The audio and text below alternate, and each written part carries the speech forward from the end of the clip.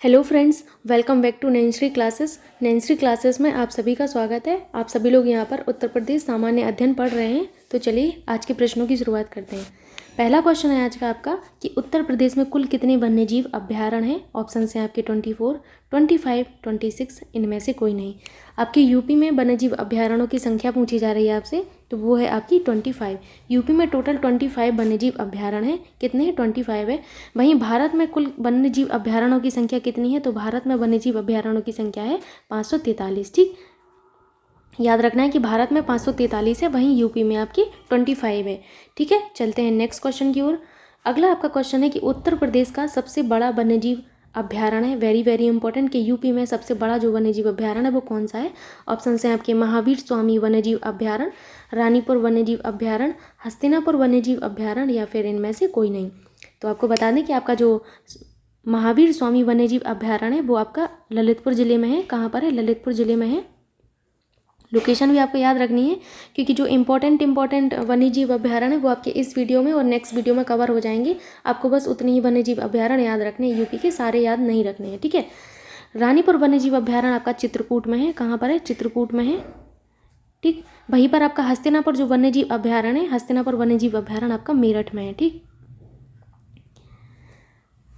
तो आपको यहाँ पर बताना है कि ये जो वन्यजीव अभ्यारण्य दिए हैं इनमें से आपका कौन सा सबसे बड़ा वन्यजीव अभ्यारण्य है। तो आपका ऑप्शन 3 एकदम करेक्ट होगा। आपका हस्तिनापुर जो वन्यजीव अभ्यारण्य जो कि आपका मेरठ में स्थित है, आपका सबसे बड़ा वन्यजीव अभ्यारण्य है। ठीक है, लोकेशन भी याद रखनी है कि मेरठ में है। ठीक, हो सकता है ये पूछ ले आपसे कि उत्तर प्रदेश में सबसे बड़ा वन्यजीव अभ्यारण्य किस जिले में स्थित है, तो याद रखना है कि मेरठ में है। कहाँ पर है? मेरठ में है। ठीक, चलते हैं नेक्स्ट क्वेश्चन की ओर। नेक्स्ट क्वेश्चन आपका उत्तर प्रदेश का सबसे छोटा वन्यजीव अभ्यारण्य पूछा जा रहा है। ये भी इंपॉर्टेंट है क्वेश्चन कि उत्तर प्रदेश का सबसे छोटा वन्यजीव अभ्यारण्य है। ऑप्शन हैं आपके चंद्रप्रभा वन्यजीव अभ्यारण्य, लाख बहोसी वन्यजीव अभ्यारण्य, समसपुर पक्षी वन्यजीव अभ्यारण्य और पटना वन्यजीव अभ्यारण्य। ठीक, सबसे पहले तो इनकी लोकेशन जान लीजिए कि आपका चंद्रप्रभा वन्यजीव अभ्यारण्य कहाँ पर है। तो आपका जो चंद्रप्रभा वन्यजीव अभ्यारण्य है वो आपके चंदौली जिले में। कहाँ पर है? चंदौली में। ठीक, वहीं आपका जो लाख बहोसी वन्यजीव अभ्यारण्य है वो आपका कन्नौज में है। कहाँ पर है? कन्नौज में है। और समसपुर पक्षी अभ्यारण्य आपका कहाँ पर है? रायबरेली में। ठीक, रायबरेली। और आपका जो पटना वन्यजीव अभ्यारण्य वो आपके एटा डिस्ट्रिक्ट में है। कहाँ पर? एटा में है। वेरी वेरी इंपॉर्टेंट, इनकी लोकेशन बहुत ज़्यादा इंपॉर्टेंट है, याद रखना है कि जो चंद्रप्रभा वन्यजीव अभ्यारण्य है वो चंदौली डिस्ट्रिक्ट में है, वहीं लाख बहोसी वन्यजीव अभ्यारण्य कन्नौज में है, और समसपुर पक्षी अभ्यारण्य रायबरेली में है, वहीं आपका पटना वन्यजीव अभ्यारण्य आपका एटा जिले में। तो आपका सबसे छोटा वन्यजीव अभ्यारण्य आपका पटना वन्यजीव अभ्यारण्य, ऑप्शन 4 आपका एकदम करेक्ट होगा, जो कि आपका एटा डिस्ट्रिक्ट में है। ठीक है, चलते हैं नेक्स्ट क्वेश्चन की। नेक्स्ट क्वेश्चन आपका बहुत अच्छा है कि सुलेहवा वन्यजीव अभ्यारण्य कहाँ पर है। उत्तर प्रदेश में जो सुलेहवा वन्यजीव अभ्यारण्य है वो कहाँ पर स्थित है, मतलब किस डिस्ट्रिक्ट में है। ऑप्शन हैं आपके बलरामपुर, लखीमपुर, बहराइच, या इनमें से कोई नहीं। तो सबसे पहले तो आपको बता दें आपका जो सुलेहवा वन्यजीव अभ्यारण्य किस लिए फेमस है। यहाँ पर आपके बाघ, तेंदुआ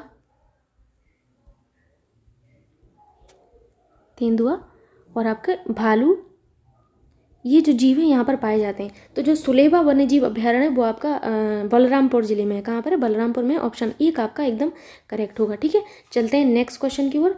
अगला आपका क्वेश्चन है कि प्रदेश में जो कार्तिनिया वन्यजीव अभ्यारण्य है वो कहाँ पर स्थित है। इंपॉर्टेंट है कार्तिनिया वन्यजीव अभ्यारण्य। ठीक, ऑप्शन हैं आपके बलरामपुर, लखीमपुर, बहराइच, या फिर लखनऊ। तो जो आपका कार्तिनिया वन्यजीव अभ्यारण्य वो आपका बेसिकली चीतल, नीलगाय और सांभर के लिए फेमस है। किसके लिए? चीतल, नीलगाय और आपका सांभर। ठीक, ये इन जीवों के लिए फेमस है जो आपका कार्तिनिया वन्यजीव अभ्यारण्य है, और ये आपका बहराइच डिस्ट्रिक्ट में है। कहाँ पर है? बहराइच जिले में है। ठीक है, ऑप्शन 3 आपका एकदम करेक्ट होगा। नेक्स्ट क्वेश्चन बहुत ही ज़्यादा शानदार है, शायद आप लोगों ने सोचा भी नहीं होगा कि ये इस तरीके का क्वेश्चन भी हो सकता है। ठीक, क्वेश्चन है आपका कि उत्तर प्रदेश की न्यायिक राजधानी है। ऑप्शन है आपके लखनऊ, प्रयागराज, आगरा, इनमें से कोई नहीं। ठीक है, तो आपको बताना है कि यूपी की जो न्यायिक राजधानी है वो कहाँ पर है। आपको बता दें कि लखनऊ तो यूपी की जो है प्रशासनिक और विधायक राजधानी है। क्या? प्रशासनिक व विधायक राजधानी। ठीक है। तो आप लखनऊ के बारे में जान गए कि लखनऊ तो यूपी का जो है प्रशासनिक और विधायक राजधानी है। वहीं यूपी की जो न्यायिक राजधानी वो आपकी प्रयागराज में है। ऑप्शन 2 एकदम करेक्ट होगा। बहुत ही अच्छा प्रश्न है, याद रखना है इसको, ठीक है। नेक्स्ट आपका क्वेश्चन जो है वो करंट से रिलेटेड है कि हाल ही में उत्तर प्रदेश की जो वखरा वन्यजीव अभ्यारण्य है उसको रामसर स्थल घोषित किया गया है। तो यह उत्तर प्रदेश के किस जिले में है? तो आई होप आप क्वेश्चन समझ गए होंगे कि जो वखरा वन्यजीव अभ्यारण्य है इसे हाल ही में जो है रामसर स्थल घोषित किया गया है। तो ये जो वखरा वन्यजीव अभ्यारण्य है वो आपके उत्तर प्रदेश के किस डिस्ट्रिक्ट में स्थित है? ऑप्शन है आपके मेरठ, आगरा, बहराइच या फिर संत कबीर नगर। आपको बताना है किस डिस्ट्रिक्ट में आपकी स्थित है। सबसे पहले तो रामसर स्थल के बारे में जान लीजिए कि ये रामसर स्थल क्या है। तो ये जो आपका रामसर कन्वेंशन है, रामसर कन्वेंशन कहाँ पर हुआ था? आपको पता होगा कि ईरान के रामसर में हुआ था, ठीक। कभी कभी पूछ लिया जाता है कि रामसर स्थल जो आपका है उसमें रामसर कहाँ की जो है जगह है, ठीक। तो आपको याद होना चाहिए कि ये ईरान का एक शहर है। क्या है? ईरान का शहर है, पूछा जा सकता है, ईरान का शहर है, ठीक।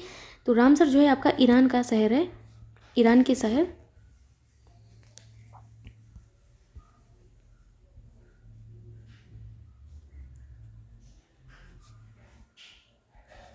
ठीक, रामसर,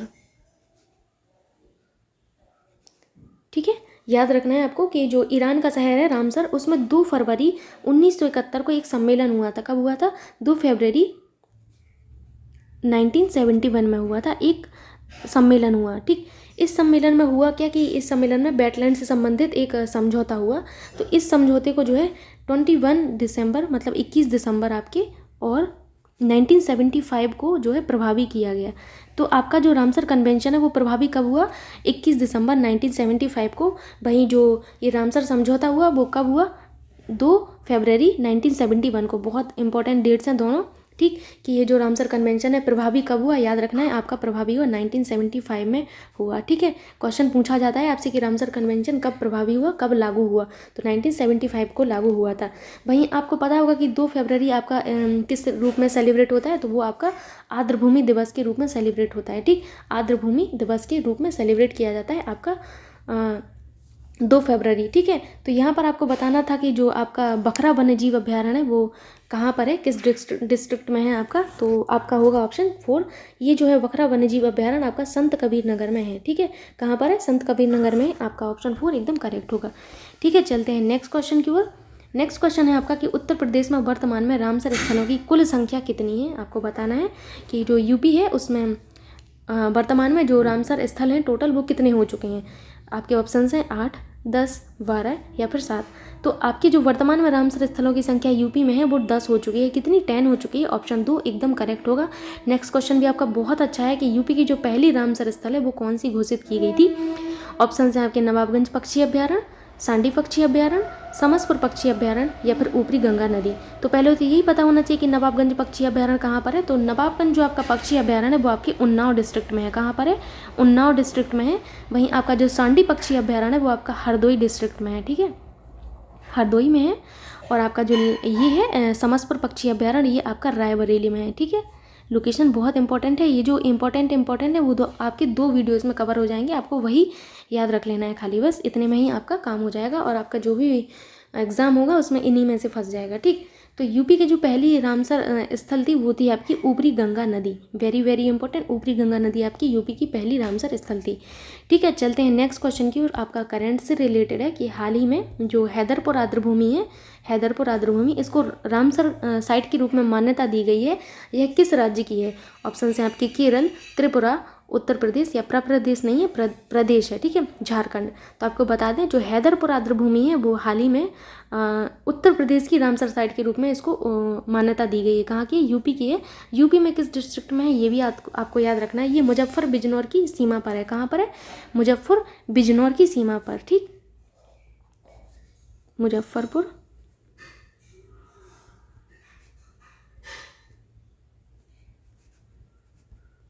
और बिजनौर। हो सकता है करंट का क्वेश्चन आपसे पूछ लिया जाए तो आपको याद रखना है कि जो हैदरपुर आर्द्रभूमि है वो मुजफ्फरपुर और बिजनौर की बॉर्डर पर है, मतलब इनकी सीमा पर है, ठीक। और आपको एक चीज़ और याद रखना है कि जो हैदरपुर आर्द्रभूमि है आपकी, ये जो है आपकी एक मानव निर्मित झील है। वेरी वेरी इंपॉर्टेंट, हैदरपुर आर्द्रभूमि आपकी मानव निर्मित झील है। क्या है? मानव निर्मित।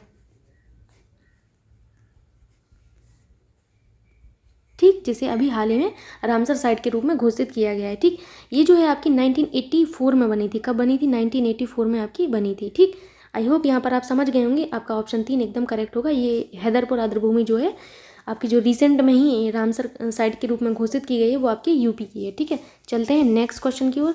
नेक्स्ट क्वेश्चन आपका ये है कि उत्तर प्रदेश की सबसे लंबी नहर है। ऑप्शन है आपकी शारदा नहर, ऊपरी गंगा नहर, निचली गंगा नहर, इनमें से कोई नहीं। तो उत्तर प्रदेश की जो सबसे लंबी नहर है वो आपकी शारदा नहर है। वेरी वेरी इंपॉर्टेंट, शारदा नहर यूपी की सबसे लंबी नहर है। ठीक है, नेक्स्ट क्वेश्चन पर चलते हैं। अगला आपका क्वेश्चन है कि यूपी की एक प्राकृतिक झील है। ऑप्शन है आपके चितौरा, गोविंद बल्लभ पंत झील, एक व दो दोनों, इनमें से कोई नहीं। आपको बता दें कि जो गोविंद बल्लभ पंत झील है वो आपकी कृत्रिम झील है, यानी कि जो ये है जो मानव निर्मित झील है। ठीक है, कृत्रिम है। ठीक, वेरी वेरी इंपॉर्टेंट, पूछा जाता है कि गोविंद बल्लभ पंत जो झील है वो किस तरीके की झील है? कृत्रिम, मानव निर्मित।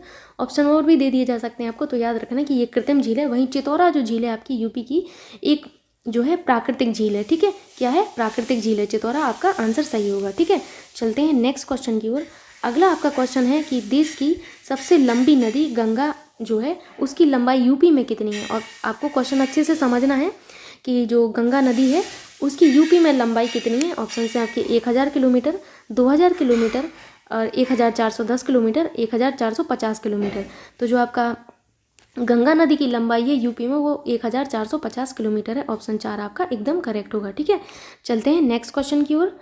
अगला आपका क्वेश्चन है कि उत्तर प्रदेश में गंगा नदी कितने जिलों से होकर बहती है? बहुत अच्छा क्वेश्चन है, बहुत ही ज़्यादा इंपॉर्टेंट भी है कि जो गंगा नदी है आपकी यूपी के कितने जिलों से होकर बहती है। ठीक है, सबसे पहले तो आपको यही जान लेना चाहिए कि जो ये गंगा है उसका स्रोत क्या है बेसिकली। तो आपकी जो गंगा नदी है वो इसका जो स्रोत है वो गंगोत्री ग्लेशियर है। क्या है? गंगोत्री। ठीक, गंगोत्री ग्लेशियर ये कहाँ पर है? हिमालय पर है। ठीक, साथ ही साथ आपको ये याद रखना है कि ये भारत की सबसे बड़ी नदी है। ठीक है, भारत की सबसे बड़ी नदी।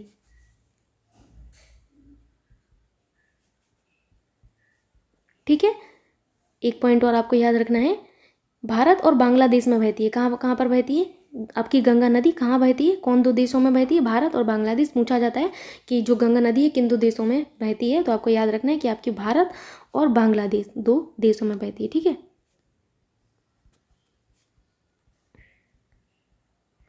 Very very important. साथ ही साथ आपको गंगा की लंबाई भी आपको पता होनी चाहिए, क्योंकि ये आपकी भारत की सबसे लंबी नदी है। तो इसकी जो लंबाई होती है 2525 किलोमीटर, 2525 किलोमीटर। ठीक, वहीं यूपी में इसकी लंबाई कितनी है? 1450 किलोमीटर। याद रखना है, गंगा की टोटल जो लंबाई है वो है 2525 किलोमीटर। यूपी में गंगा की लंबाई है 1450 किलोमीटर। तो आपसे पूछा ये गया है कि उत्तर प्रदेश में आपके कितने ज़िले हैं जो गंगा नदी जिन जिलों से होकर बहती है? तो आपके टोटल 28 ऐसे ज़िले हैं जिनसे गंगा नदी होकर बहती है। 28। यूपी में टोटल 75 ज़िले हैं, आप सभी को पता होगा। ठीक, 75 ज़िलों में से आपके 25 ऐसे ज़िले हैं आपके जिनमें से गंगा नदी होकर बहती है। ठीक है, चलते हैं अगले क्वेश्चन पर। अगला क्वेश्चन भी बहुत ज़्यादा शानदार है और बहुत ज़्यादा इंपॉर्टेंट है कि यूपी में जो है सर्वाधिक गंगा तट वाला जिला है आपका। ऑप्शन है आपके जौनपुर, बदायूं, सोनभद्र या इनमें से कोई नहीं। पहले तो आपको क्वेश्चन का मतलब समझना चाहिए।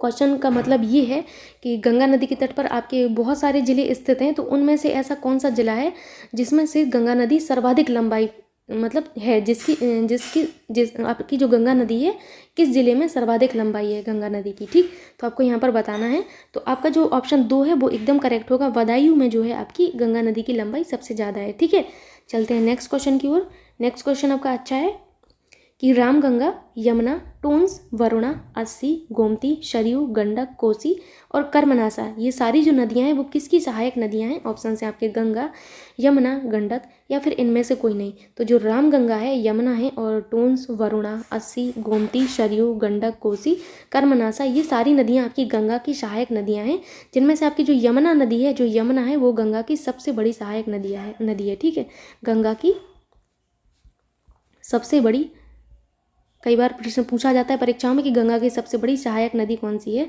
ठीक, तो याद रखना है आपको कौन सी है? आपकी यमुना जो है सबसे बड़ी सहायक नदी। ठीक,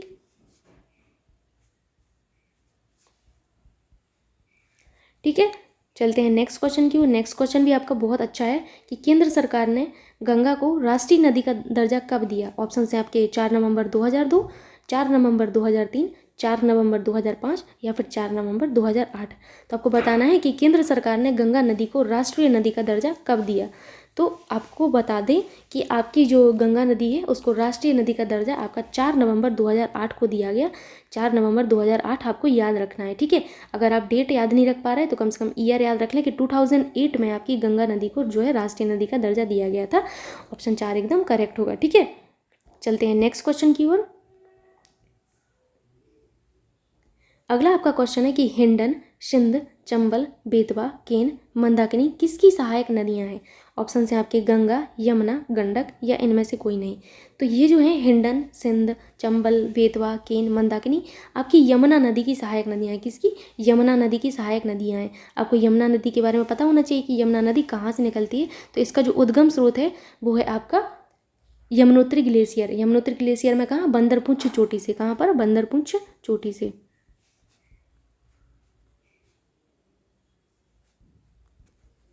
ठीक। साथ ही साथ आपको ये भी पता चल गया है कि ये जो है गंगा की सबसे बड़ी सहायक नदी है, ठीक। ये किन किन राज्यों से होकर बहती है ये भी आपको याद रखना है। ये आपकी उत्तराखंड, उत्तर प्रदेश और हरियाणा, आपके 3 राज्यों से होकर बहती है। कौन कौन से? उत्तराखंड, उत्तर प्रदेश और हरियाणा, टोटल 3 राज्यों से होकर बहती है आपकी यमुना नदी, ठीक। और ये गंगा की सबसे बड़ी सहायक नदी है, ठीक, याद रखना है। तो आपका ऑप्शन 2 एकदम करेक्ट होगा। चलते हैं नेक्स्ट क्वेश्चन की ओर। नेक्स्ट आपका क्वेश्चन है कि उत्तर प्रदेश की सबसे प्रदूषित नदियां हैं। ऑप्शन हैं आपके हिंडन, यमुना, आमी, उपरोक्त सभी। तो आपकी जो सबसे प्रदूषित नदियां हैं वो हिंडन भी है, यमुना भी है और आमी भी है, इसीलिए आपका ऑप्शन 4 एकदम करेक्ट होगा, ठीक है। चलते हैं नेक्स्ट क्वेश्चन की ओर। अगला आपका क्वेश्चन है कि जो उत्तर प्रदेश में यमुना नदी है वो कितने जिलों से होकर बहती है। ऑप्शन हैं आपके 28, 20, 25 या फिर 30। तो यमुना जो नदी है आपकी यूपी के 20 जिलों से होकर बहती है। कुल मिला के 20 जिले ऐसे हैं जिनमें से होकर यमुना नदी बहती है। यूपी में आपके 75 जिले हैं जिनमें से आपकी 20 में से आपकी जो यमुना नदी है वो होकर बहती है। वहीं 28 से आपकी गंगा नदी होकर बहती है, ठीक है। याद रखना है आपको ये नंबर, ठीक, कि कितने जिलों से होकर आपकी कौन सी नदी बहती है। एटलीस्ट आप गंगा और यमुना का याद रखिए क्योंकि ये दोनों नदियाँ इंपॉर्टेंट हैं इसीलिए। तो आज का वीडियो यहीं तक था। आई होप आप सभी को ये वीडियो पसंद आया होगा। यदि आपको वीडियो अच्छा लगता है तो प्लीज़ आप सभी से रिक्वेस्ट है कि please like, share and subscribe my YouTube channel and thank you so much video देखने के लिए।